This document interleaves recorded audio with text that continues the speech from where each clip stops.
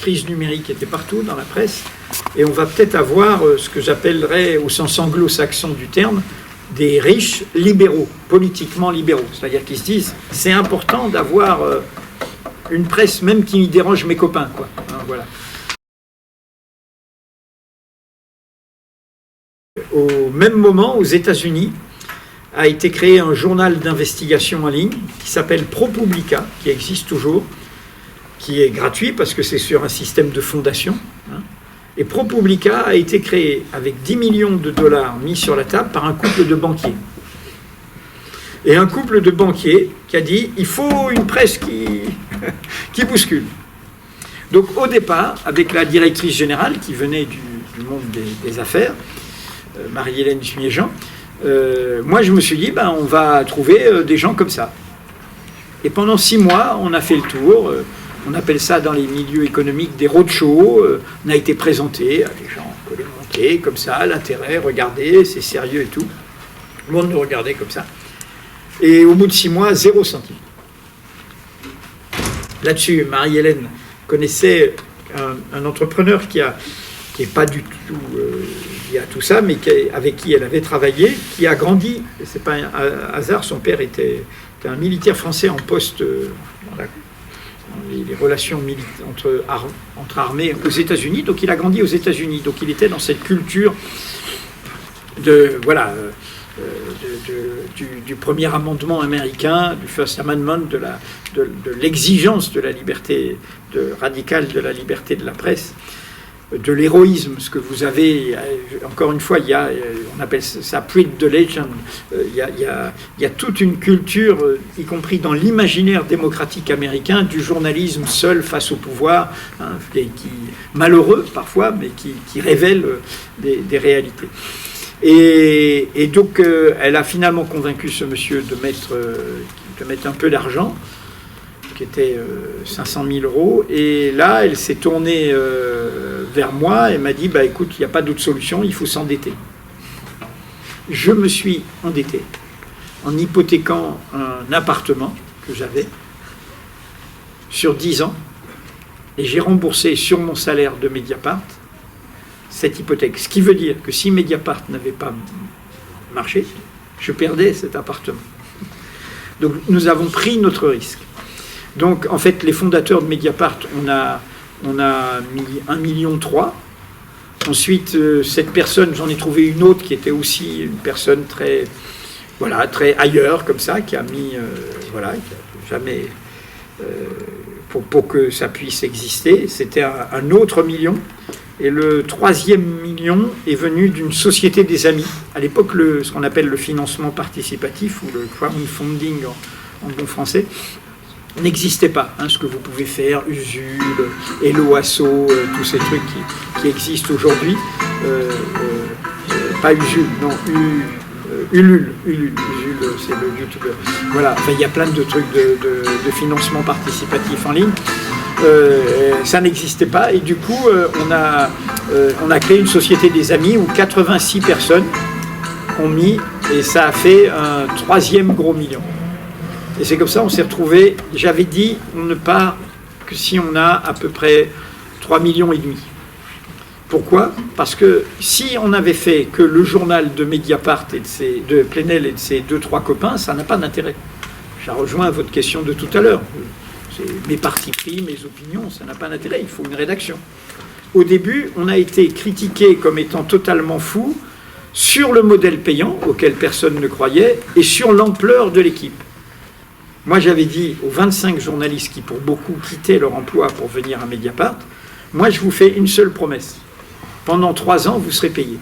Je ne sais pas si au bout de 3 ans, ça marchera. Mais vous aurez vécu une belle aventure. Et vous serez payé. C'est-à-dire qu'on ne va pas en permanence courir derrière l'argent. Ce qui voulait dire, ce qui est d'ailleurs un problème sur tous les nouveaux projets de presse, qui partent de manière sous-financée. Et donc, ça a été le seul moment de désaccord entre les 4 cofondateurs. 2 d'entre eux voulaient partir quand on avait trouvé 1 million. Moi, j'ai dit non, je ne pars pas là. Je pars que si on a 3,5 millions. Pour être tranquille pendant les fameux 3 ans. Là-dessus, c'est tout simple. La première année, jusqu'en 2009, elle a montré quoi ? Alors, pour moi, c'est comme faire un caillou dans l'eau, un caillou que vous lancez dans une eau calme et vous voyez s'il fait des ronds. On était les premiers à tester le modèle payant sur Internet. On a, pour l'abonnement, je vais vous faire peut-être sourire, à l'époque, il n'y avait que 2 secteurs sur Internet qui avaient une culture technique, bancaire et professionnelle, commerciale, de l'abonnement récurrent en ligne. C'est-à-dire arriver à ce que quelqu'un, avec sa carte de crédit, le prélèvement automatique et tout. Les 2 secteurs, c'était lesquels? C'est les sites de rencontres, mythiques, etc. D'ailleurs, on a même eu à Mediapart, après, une directrice marketing venant de Mythique. Et deuxièmement, ce qu'on appelle pudiquement les vidéos de charme, en clair, les vidéos porno. Donc, les 2 seuls secteurs dans le monde où il y avait cette culture-là, c'était cela. Donc nous, on a dû essuyer toutes les plâtres. Hein. Qu'est-ce que c'est que, par exemple, je vais vous apprendre des choses qui peut-être vous amuseront si... Le churn, par exemple, c'est un mot très important, le churn, quand on fait du numérique. C'est-à-dire que c'est comme vous êtes sur un bateau, ben c'est comme s'il y avait un trou dans le fond du bateau. C'est-à-dire qu'entre les incidents de cartes, entre les échéances de cartes, pour garder un abonné de Mediapart, c'est la règle à peu près, il faut 3 abonnés. Parce qu'il y a toujours un churn. C'est ça, le churn. Voilà. Et puis l'autre mot très important, qui fait blaguer toujours les gens à Mediapart quand on rend public en interne les chiffres régulièrement, c'est l'ARPU.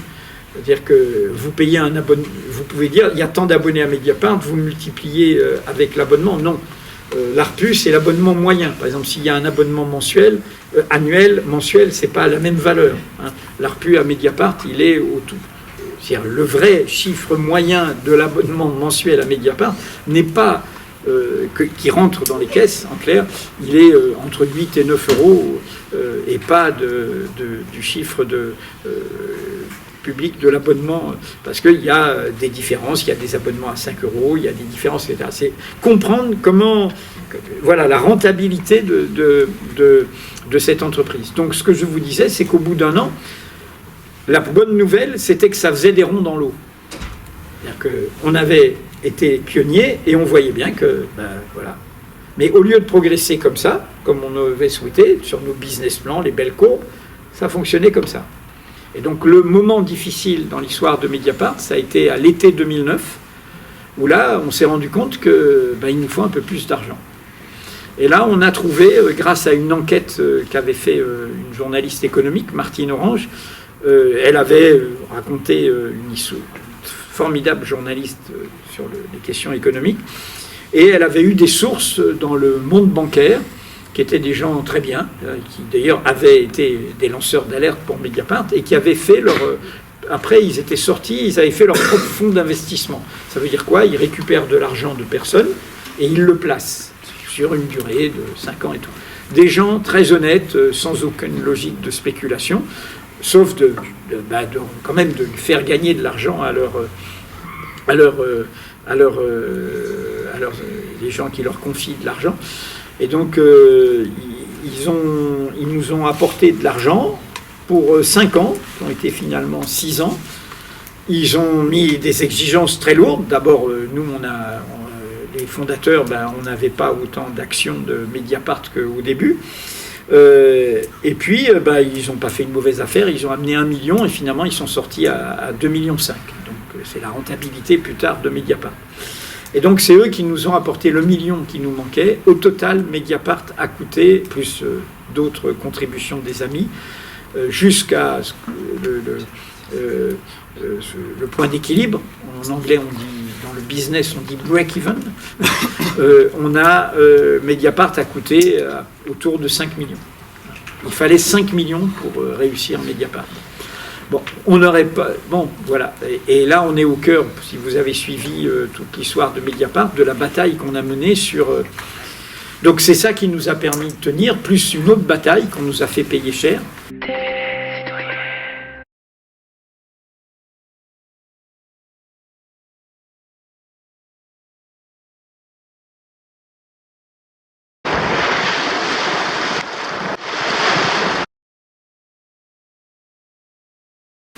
Qui est l'histoire de la TVA. Quand nous nous lançons, la loi française continue de dire que la presse, c'est du papier. C'est-à-dire que ça n'existe pas, la presse numérique. Nous sommes sous la présidence de Nicolas Sarkozy, et Dieu sait si on l'a embêté, pourtant, et je mène une bataille pour dire non, la presse, neutralité du support. Ça peut être du papier, ça peut être du numérique. L'important, c'est le contenu. Il y a une commission paritaire des publications et agences de presse, je demande à être reconnu. Et là, le conseiller d'État qui la préside dit « Ah, problème, j'écris au Conseil d'État, selon la législation, presse, c'est papier. » Comme si on était au XIXe siècle. Là-dessus, bataille, et c'est sous Sarkozy qu'on obtient en 2009 le décret qui dit qu'il y a une presse en ligne. On crée un syndicat professionnel de la presse indépendante d'information en ligne, et je serai pendant 10 ans, je siégerai pour la presse en ligne à la CPPAP, Commission paritaire des publications et agences de presse, qui vous donne un numéro de commission paritaire qui, moi je cherchais, c'est pas pour les aides, c'était pour dire je suis un journal comme les autres. Et pour moi, il y a une aide vertueuse qui est la TVA. Ce qu'on appelle la TVA super réduite. Vous savez que la TVA est de 20%, elle était de 19,6 à l'époque. Si Mediapart avait dû payer une TVA de 19,6 puis de 20%, c'est pas 5 millions qu'il aurait fallu, c'est 15. Donc qu'est-ce que nous avons fait? Nous avons dit en toute transparence vis-à-vis de l'administration, des ministères, de l'administration fiscale, c'est légitime, et le président lui-même l'a dit, Sarkozy l'a dit dans un discours, donc nous appliquons la TVA super réduite. Les autorités nous ont dit, vous avez raison, le problème c'est qu'il y a l'Europe, on ne peut pas le mettre, c'est l'Europe, c'est l'Europe, c'est l'Europe.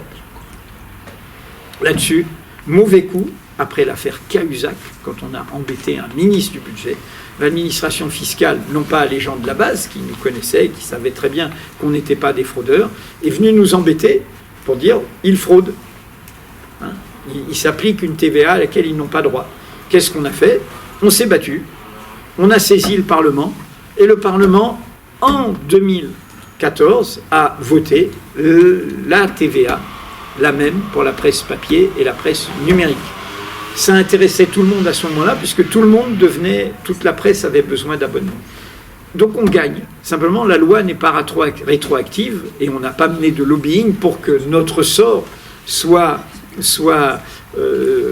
pris en compte. Et du coup, on est venu, comme vous le savez sans doute, si vous tapez Mediapart, fraudeur fiscal et tout, vous verrez qu'on nous a, malgré une procédure, on a gagné en première instance et tout, on nous a imposé un redressement fiscal pour le différentiel de TVA, et on y a ajouté, ce qui est vraiment pas du tout bien, on y a ajouté une pénalité pour manquement délibéré, comme si on était des fraudeurs, ce qui est totalement faux.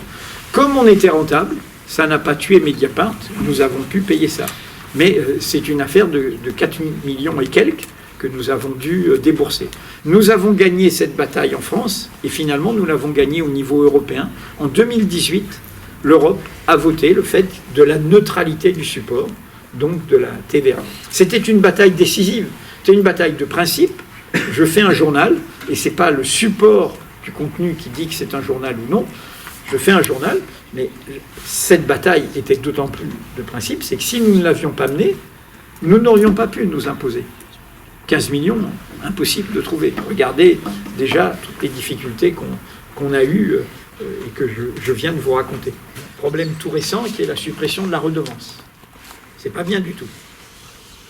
La redevance, c'était nous tous qui finançons le service public. Là, désormais, il n'y a plus de redevance, ça veut dire que ça dépend du budget de l'État. Demain, un pouvoir trouve que le service public, il n'en a plus besoin, il va baisser le financement. Avant de le supprimer, il va baisser le financement. Il va baisser les moyens dans le budget. C'est-à-dire qu'il n'y a pas de financement autonome aujourd'hui, ça dépend de la loi budgétaire et ça dépend de la volonté du pouvoir exécutif. La suppression de la redevance, c'est déjà une entorse très forte aux moyens du service public. C'est l'affaiblissement du service public. Deuxièmement, on a un problème en France qui est la nomination des responsables des médias publics.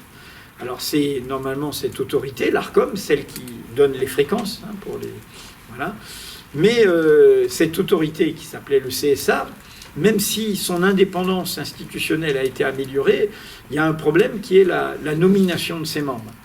Ces membres, même s'il y a des auditions et tout, sont nommés sur des choix du président de l'Assemblée, du président du Sénat et du président de la République. Donc, c'est forcément des gens qui sont très liés au monde politique, hein, comme les membres du Conseil constitutionnel aussi.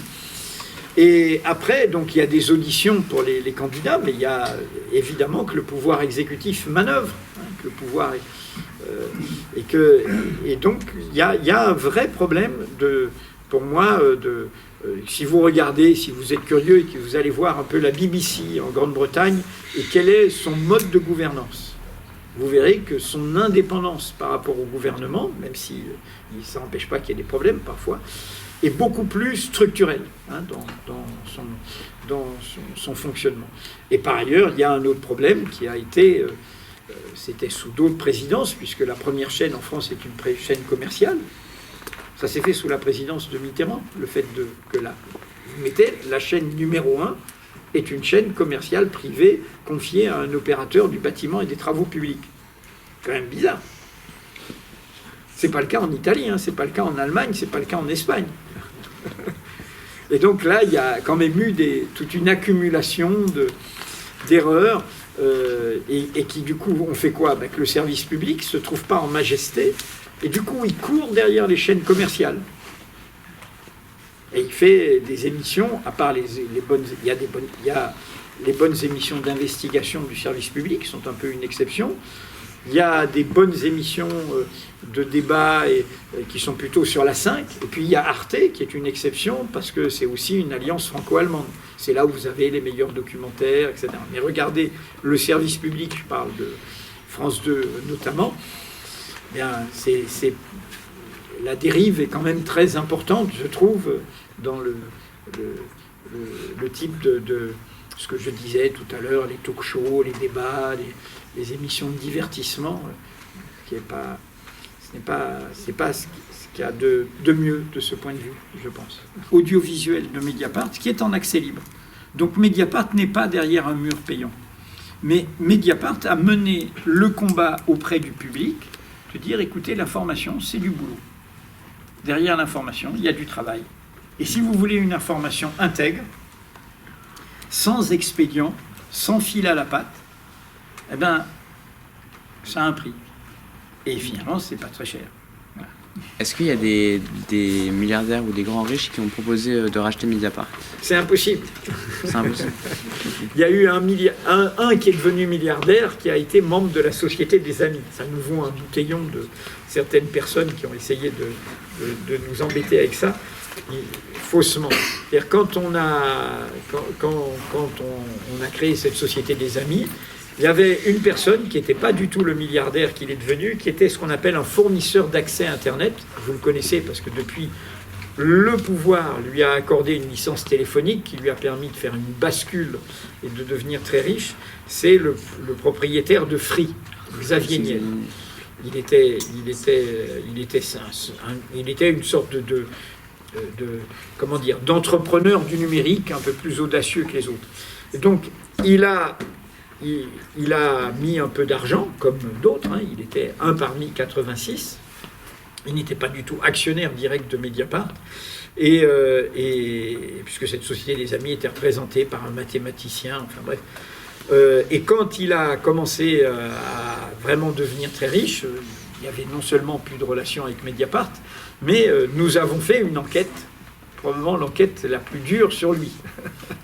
Du coup, il nous en a beaucoup voulu, et quand on a racheté tout le monde, puisque quand on a fait cette opération de sanctuarisation, il a, comme tout le monde, gagné un peu d'argent, mais il n'a pas mis un centime, il n'en a pas besoin, hein, il n'a pas mis un centime dans le fonds pour une presse libre. Mais vous verrez parfois des personnes qui disent « Ah, Mediapart disent qu'ils sont indépendants, ils ont eu Xavier Niel et tout. » Non, on n'a pas eu Xavier Niel comme actionnaire. Voilà. Et non, personne n'est venu me téléphoner en disant « Combien vous vendez Mediapart ?»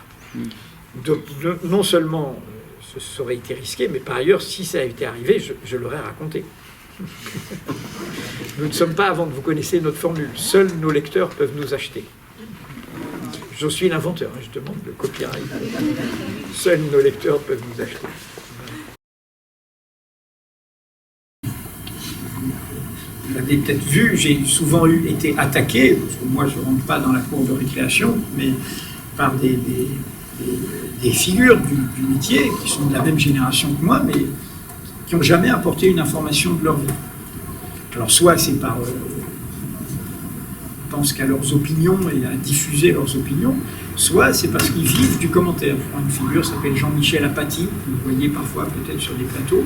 Bon, je l'ai connu, hein, il a travaillé 1 an au Monde, pas assez très longtemps. Il n'a jamais apporté une information de sa vie, c'est-à-dire il est là. Voilà. Et ce que j'appelle apporter une information, c'est pas simplement aller prendre un communiqué de presse, aller à une conférence de presse, aller écouter une source ouverte, hein, c'est aller chercher, voilà, faire ce travail. Ouais. Et donc ça c'est une bataille, c'est-à-dire que pour moi le journalisme c'est pas l'intervieweur ou l'éditorialiste. Hein. Le journaliste c'est le terrain, c'est le terrain, c'est le reportage, l'enquête, c'est un puzzle. Notre métier c'est toujours de faire un puzzle. Prenez un petit bout, une réalité, vous en mettez un autre, est-ce que ça colle? Ouais, ça colle. Puis après vous commencez à avoir le tableau complet. Et puis dans ce tableau il y a peut-être un petit morceau du puzzle qui est plus important, qui va être votre scoop, qui va être votre info décisive. Mais il vaut mieux avoir toutes les pièces du puzzle avant de le sortir. Voilà. Le puzzle, je vous raconte comment une problématique. Par exemple, parfois je vous raconte l'histoire d'une question. Une question, elle n'est pas seulement dans le présent. Le présent, un grand historien, Marc Bloch, disait qu'il n'y a d'histoire qu'au présent. C'est-à-dire que le passé est dans le présent, et c'est comme ça qu'on comprend des choses sur plein de sujets. Quand vous débattez de la laïcité, quand vous débattez, je sais pas, du maintien de l'ordre, pour prendre des questions récentes, quand vous débattez des retraites, tout ça, il faut parfois mettre en perspective, hein, il faut avoir une analyse. Puis après, on a un outil qu'on appelle le parti pris. Nous, on ne dit pas éditorial. Éditorial, ça veut dire qu'il y a une ligne du journal. Nous, il n'y a pas d'éditorial, mais il y a des partis pris. Moi, par exemple, c'est vrai que mon type d'article à Mediapart, en tant que directeur de Mediapart, c'est des partis pris. Et à un moment, je ramasse une réalité et j'essaye de lui donner un sens.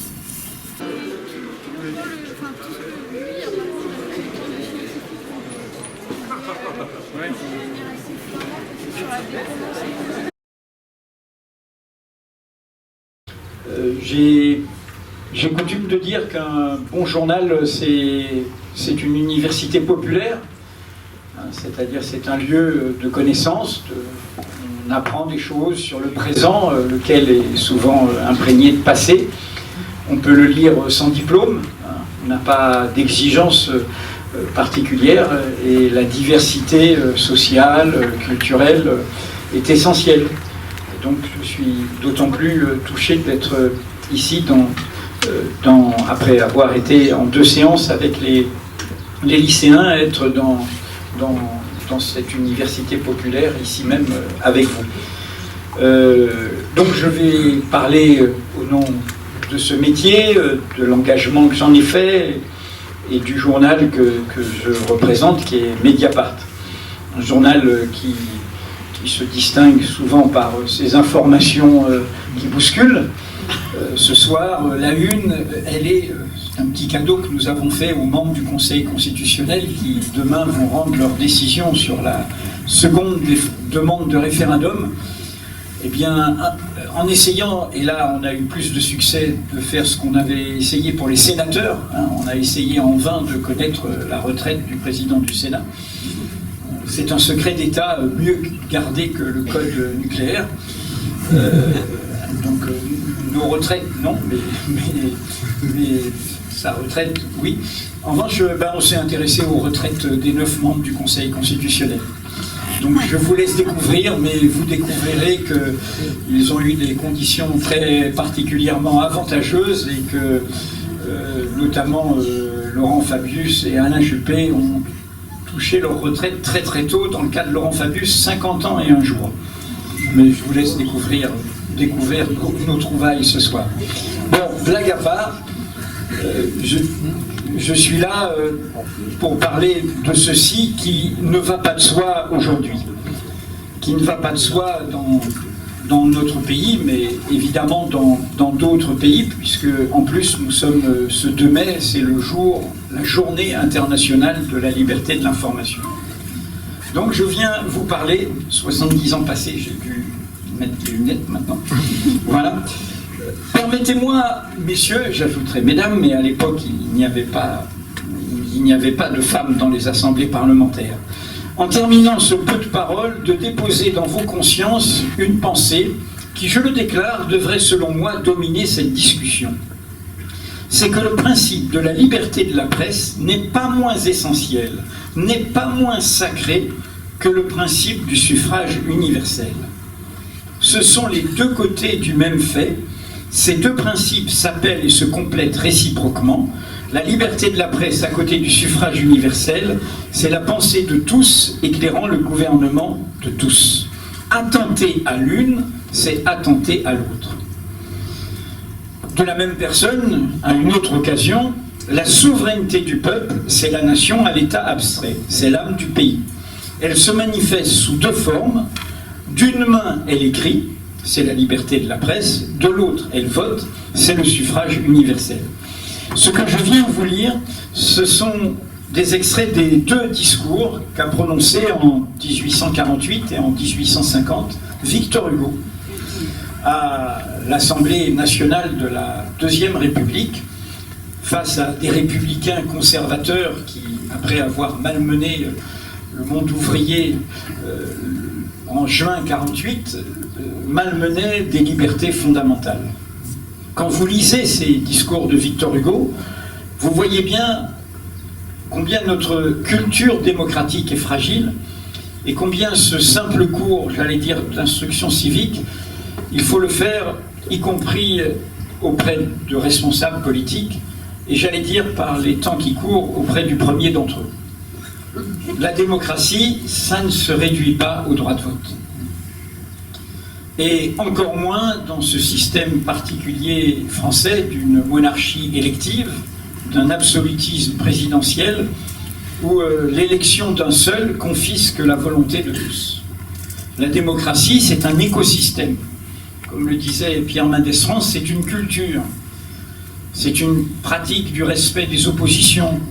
C'est l'indépendance de la justice. C'est la liberté et l'indépendance de la presse, c'est le respect de cette liberté et de son droit d'interpellation, de questionnement. Et donc on est au cœur de ce qui est mon propos ce soir.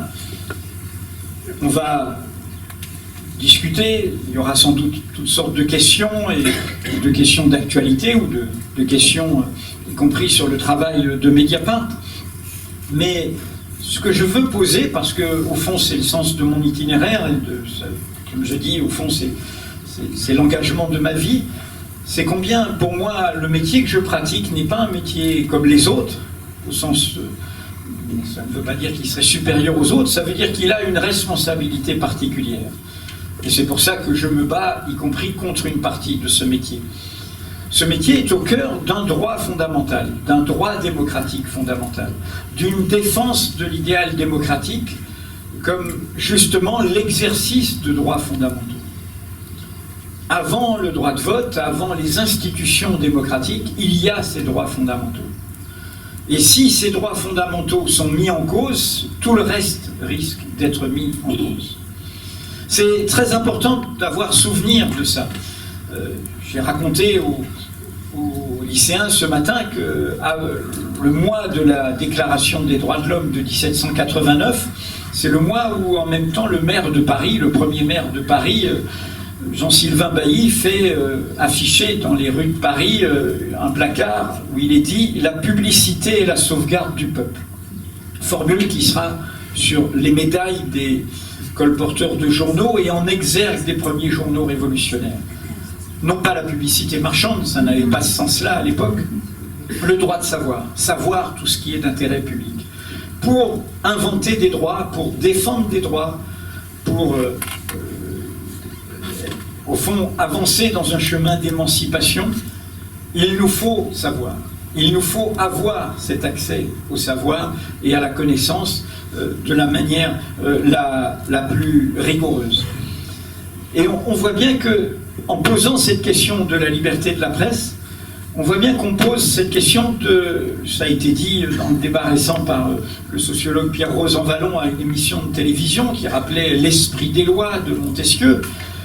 On nous dit la Constitution est respectée, le 49.3 est dans la Constitution, alors que c'est un passage en force contre une assemblée qui allait voter contre. Et c'est après avoir fait 3 rendez-vous dans la matinée du jeudi où, en faisant les comptes, ils se sont aperçus que la réforme n'allait pas passer, qu'ils ont annulé, qu'ils ont empêché ce vote parlementaire par l'arme atomique du 49.3.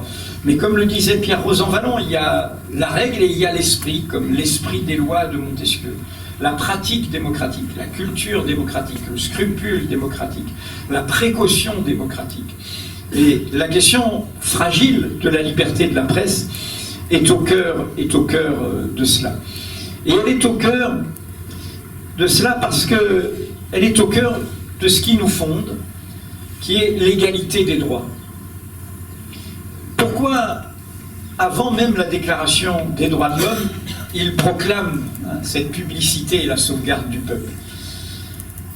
Parce que si la démocratie, c'est le régime de n'importe qui, si tout le monde a le droit de s'en mêler, si c'est la fin des privilèges, si c'est la fin du privilège de naissance et d'origine, eh bien il faut bien que je sois au courant de ce que l'on fait en mon nom pour pouvoir exercer mes droits. Donc l'égalité des droits suppose que l'information, les savoirs ne soient pas monopolisés. Elle suppose que les connaissances qui nous importent ne soient pas enfermées en secret. Elle suppose que nous sachions ce que l'on fait en notre nom. Vous voyez bien que quand je dis que c'est une question de culture démocratique, dans toutes les conséquences désastreuses de la façon autoritaire, y compris qui nous divise parfois dans les familles, dont a été gérée la crise sanitaire, il y a eu cet aspect de confier la gestion de la crise sanitaire à un conseil de défense à l'Élysée. Comme l'ont dit des médecins, un conseil de défense, c'est parce qu'on est en guerre. Formule qu'a employée le président à l'époque et qu'a refusé et contesté au même moment le président de la République allemande.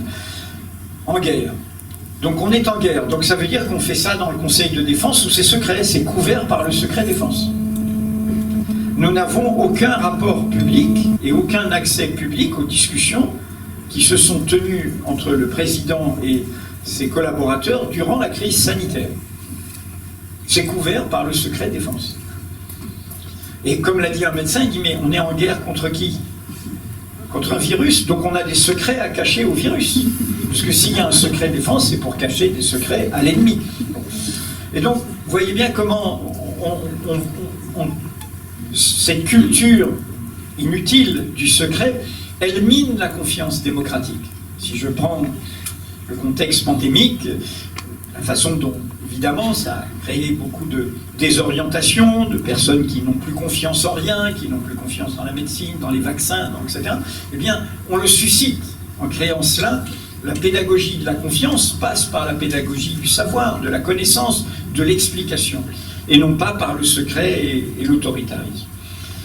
Et donc voilà le premier point que je voulais souligner en introduction. Le premier adversaire de ce dont nous parlons ce soir, le pouvoir exécutif, c'est le pouvoir exécutif.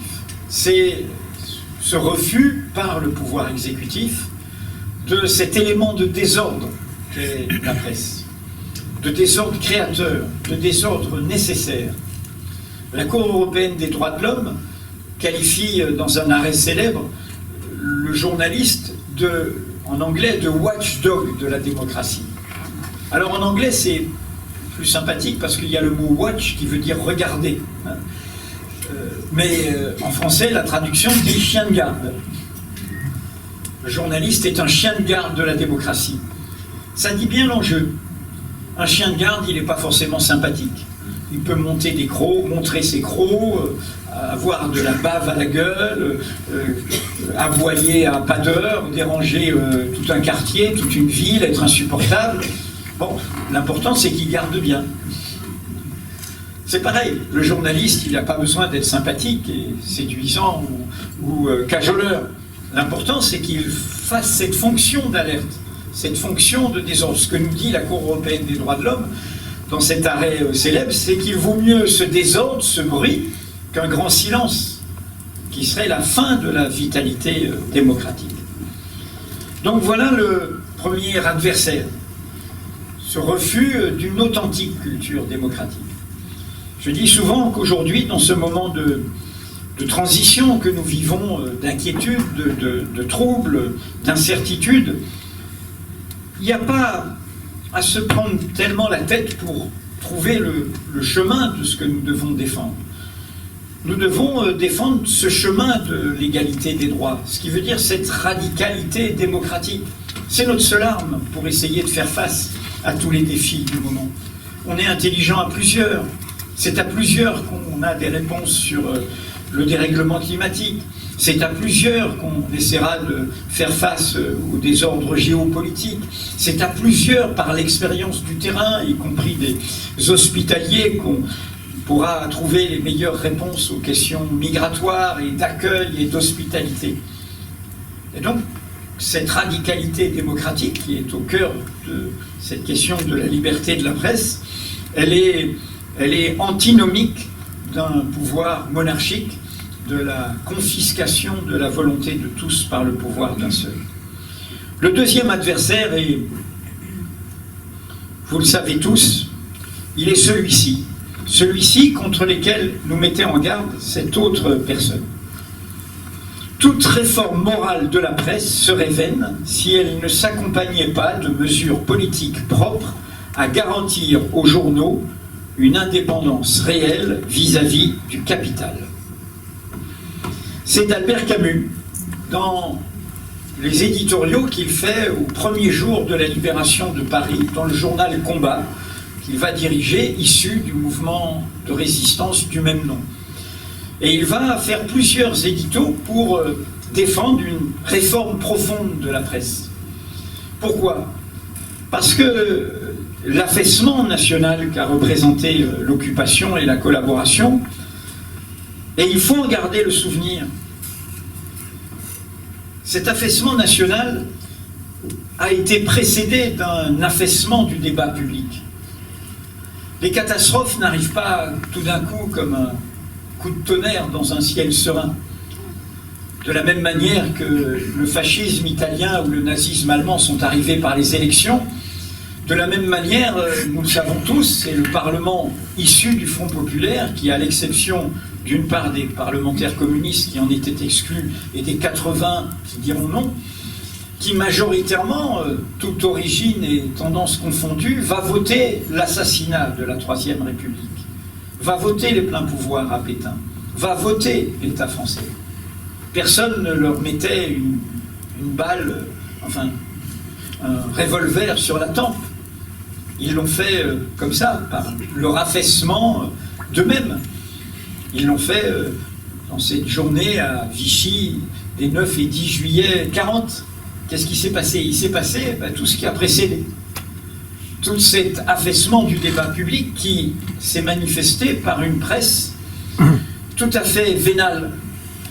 Quand vous entendez parler aujourd'hui des chaînes de Vincent Bolloré, de l'idéologie que diffusent ces chaînes, eh bien tout ça, pour les historiens de la presse, c'est ce qui s'est passé dans les années 20-30.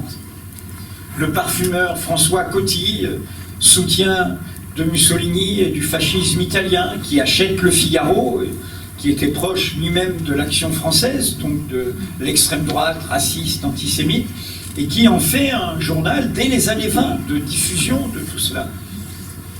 Le journal dont Le Monde, à la Libération, prendra les locaux, le journal Le Temps, qui était le journal de l'establishment français et notamment de la diplomatie française à une époque où la langue française était la langue des échanges internationaux.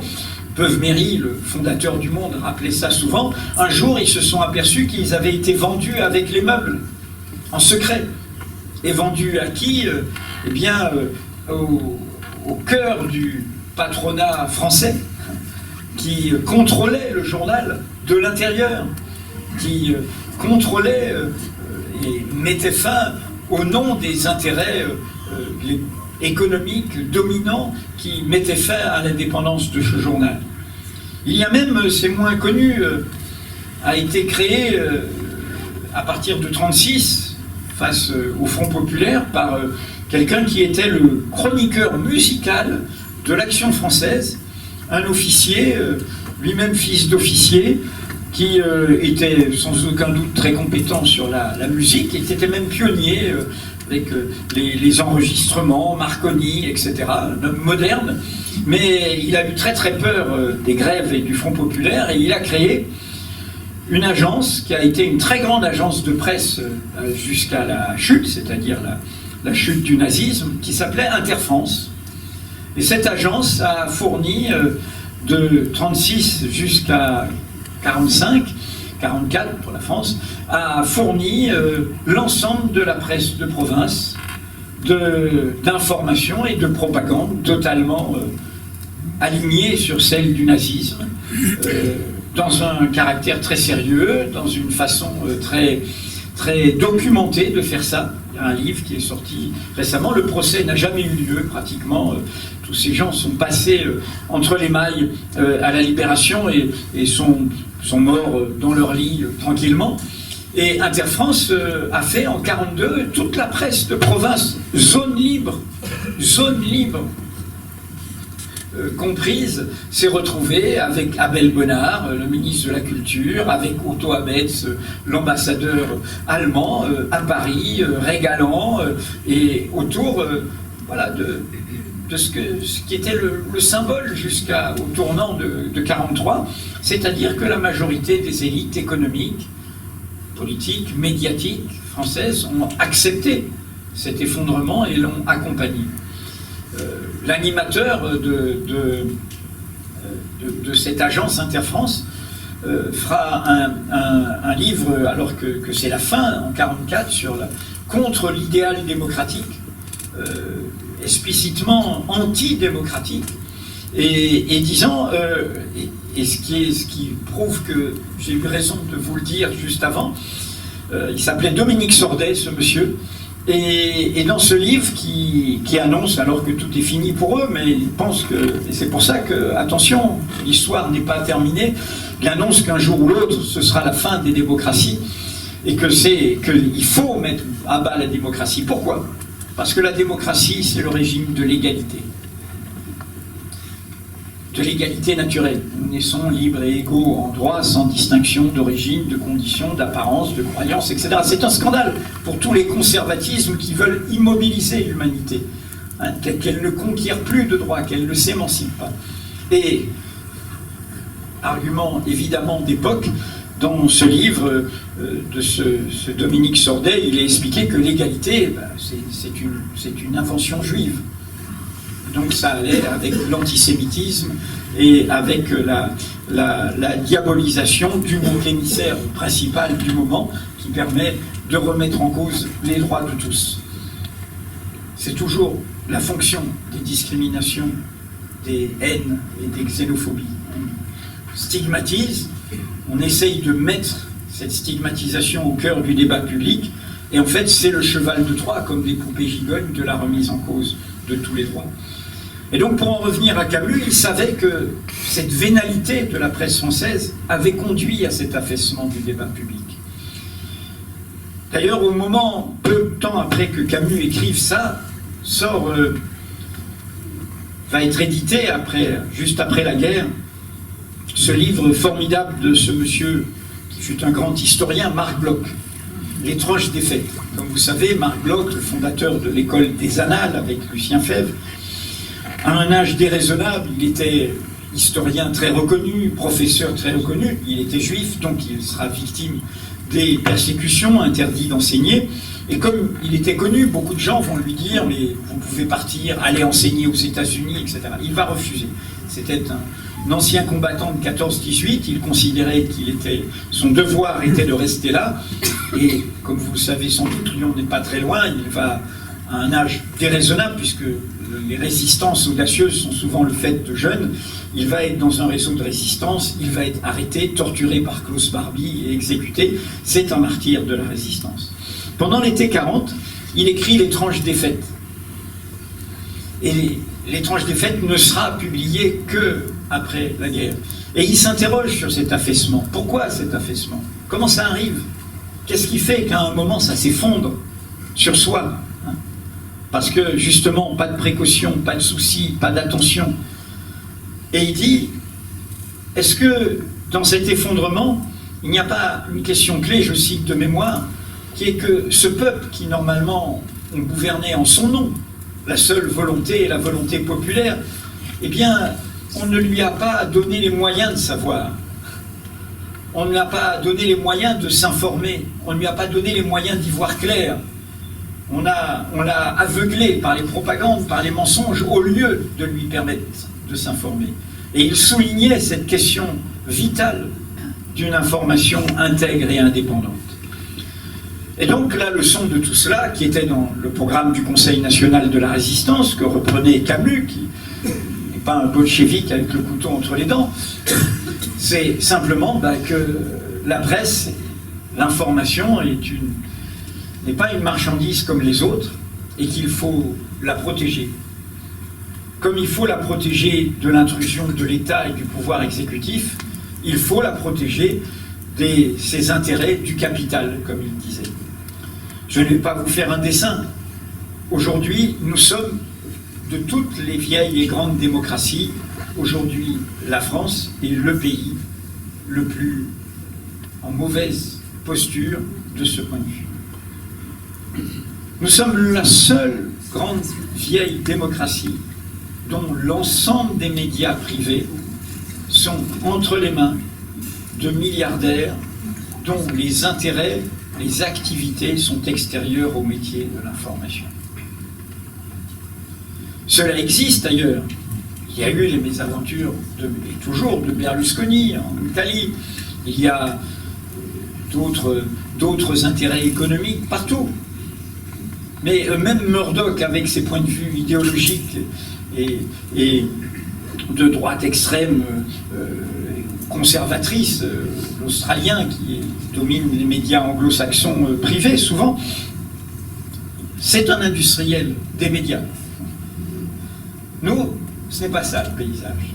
Industriel du BTP, industriel de l'armement, industriel de la téléphonie, industriel de la France-Afrique, industriel de la finance, et ils sont moins de 10. Et ils sont même parfois cousinés ensemble et en affaires ensemble et voire en liens familiaux ensemble. C'est une situation que tous les pouvoirs récents, les présidences récentes ont laissé se développer dans le cadre de la crise des médias, et c'est une situation très alarmante. Le fondateur du Monde, Hubert Leuve-Méry, qui lui aussi n'était pas un bolchevique le couteau entre les dents, avait en 1956 fait une conférence très essentielle qui s'appelait « La presse et l'argent ». Et il avait élaboré ce concept de presse d'industrie.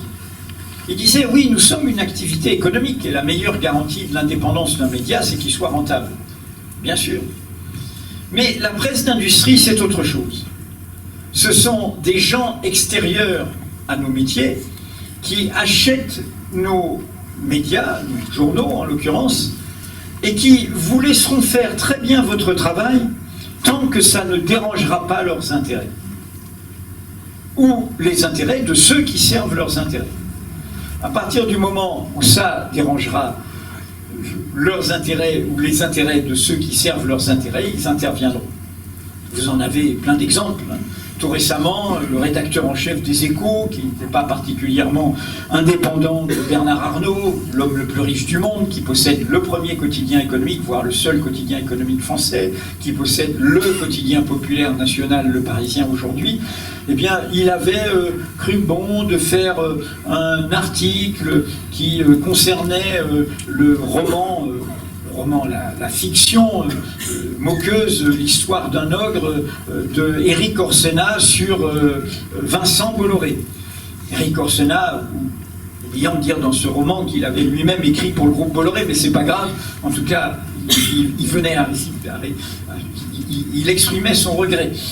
Et du coup, il y a eu un article dans les Échos sur ce livre. Et comme M. Bernard Arnault est en négociation avec Bolloré pour récupérer une partie des médias de Bolloré, du jour au lendemain, l'homme qui s'appelle Nicolas Bazir, qui a été condamné dans les affaires de financement de campagne électorale, notamment les affaires qui concernent M. Balladur et feu M. Léotard, eh bien, a appelé et a débarqué ce journaliste en 24 heures. Alors il reste dans le groupe, il garde un salaire, etc.